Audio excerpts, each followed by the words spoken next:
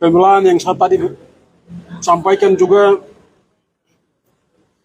saya mau lihat apakah di ujung palu hakim itu ada rasis atau tidak besok. Itu saja. Karena komitmen saya bahwa soal memperjuangkan saya saja di sini, tapi juga memperjuangkan, menyatakan kepada publik, orang Papua maupun pendatang bahwa berjuang melawan rasisme itu dilindungi oleh konstitusi. Itu hak yang harus dihormati. Berusaha mendiamkan perbuatan jahat, rasial, itu merupakan pelanggaran, itu merupakan kejahatan. Diam itu sama saja kau setuju dengan kejahatan. Sehingga semua orang harus berjuang untuk menghapuskan rasisme. Di sini dalam pembelaan saya sampaikan bahwa rasisme itu bukan urusan personal, tetapi ini sistemik.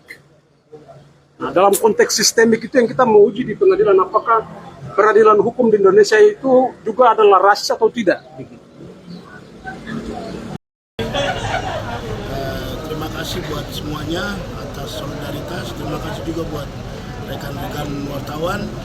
Tadi kami baru saja selesai sidang klien kami, Victor Frederick Keimo, dengan agenda pledoi.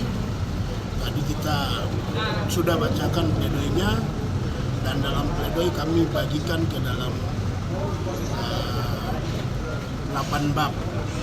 Bab pertama kita bahas terkait pendahuluan. Di dalam pendahuluan kita hanya mengurai kembali isi dari surat dakwaan dan juga tuntutan yang saudara jaksa penuntut sampaikan. Kemudian di bab kedua kita bicara tentang dasar hukum pledoi yang kami ajukan, dan yang berikutnya di bab ketiga kita bicara tentang fakta. Di dalam fakta kita tidak hanya menyebutkan alat bukti yang kami hadirkan, ya, baik dalam bentuk saksi maupun juga ahli, tapi juga kita menyebutkan saksi yang dihadirkan oleh saudara jaksa penuntut umum dan juga ahli yang dihadirkan oleh jaksa penuntut umum. Nah, selain itu pada bab selanjutnya, bab keempat, kita bahas tentang analisa fakta sidang. Di dalam analisa fakta sidang ada banyak poin yang kami sebutkan. Salah satunya kami menyebutkan terkait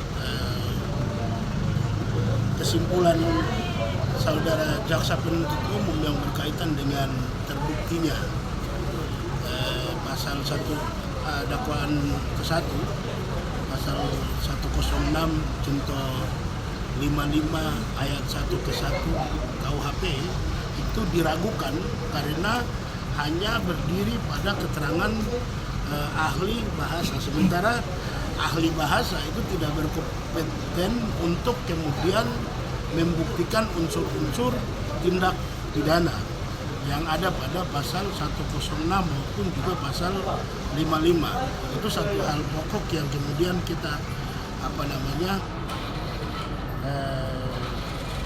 tunjukkan dalam analisa. Berikut juga kami sebutkan terkait saudara jaksa tidak pernah menghadirkan ahli pidana, tapi bisa kemudian dengan serta merta hanya berdiri pada